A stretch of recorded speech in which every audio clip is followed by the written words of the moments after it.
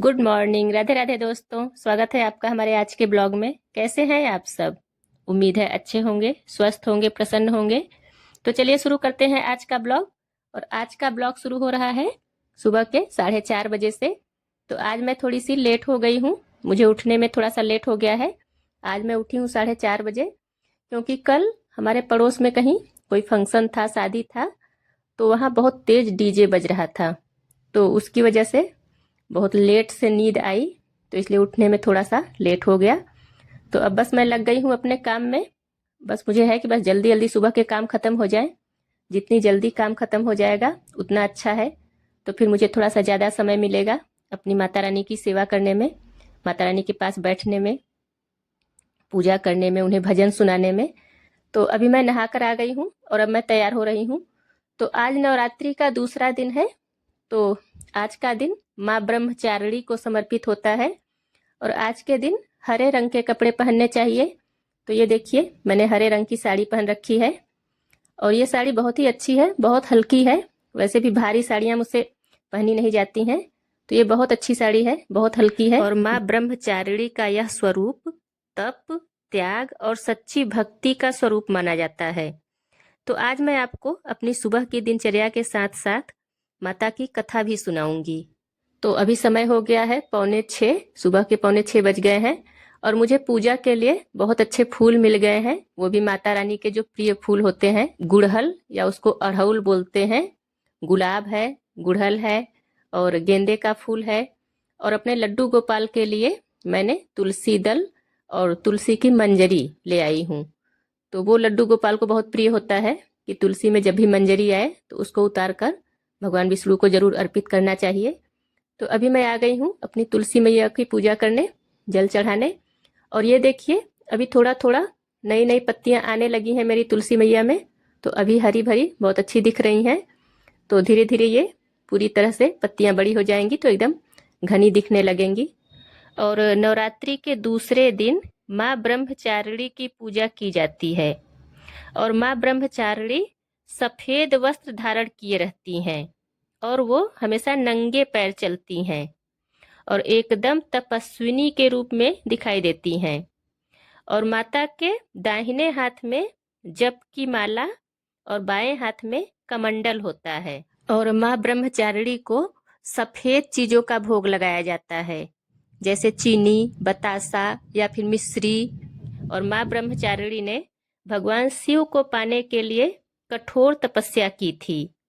ऐसा कहा जाता है कि उन्होंने हजारों वर्षों तक केवल फल फूल खाकर तप किया था और कई वर्षों तक तो बिना जल के ही तपस्या करती रही, मतलब बिना अन्न और जल के ही तपस्या करती रही। तो उनकी इस कठोर तपस्या से, उनकी इस कठोर साधना से प्रसन्न होकर भगवान शिव ने उन्हें अपने पत्नी रूप में स्वीकार किया।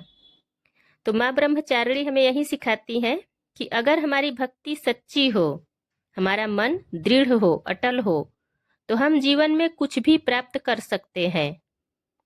तो आज के दिन जो भी सच्चे मन से माँ ब्रह्मचारिणी की पूजा करता है तो उसे धैर्य, संयम और सफलता का आशीर्वाद जरूर प्राप्त होता है।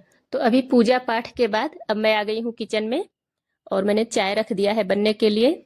और ये है पत्ता गोभी, तो आज मुझे इसकी सब्जी बनानी है। तो मैं जब भी पत्ता गोभी की सब्जी बनाती हूँ तो इसको पूरा एक एक परत, एक एक पत्ती पूरा अच्छे से निकालती हूँ। उसके बाद अच्छे से देख कर, धुल कर तभी मैं सब्जी के लिए काटती हूँ।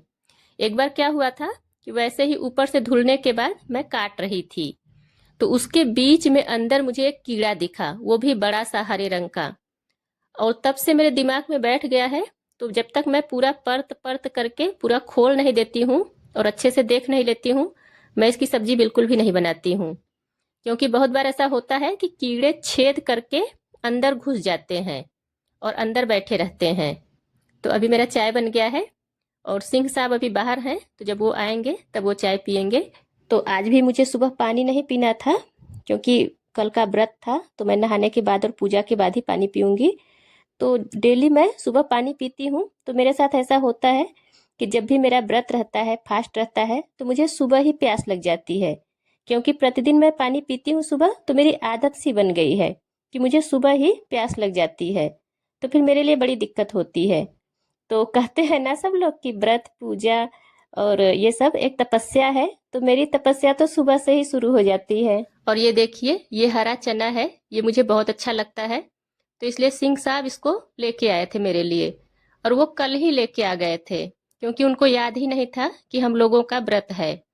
तो अभी आज ये थोड़ा सा बासी हो गया है, तो उतना अच्छा नहीं लगेगा खाने में, नहीं तो फिर मुझे बहुत अच्छा लगता है।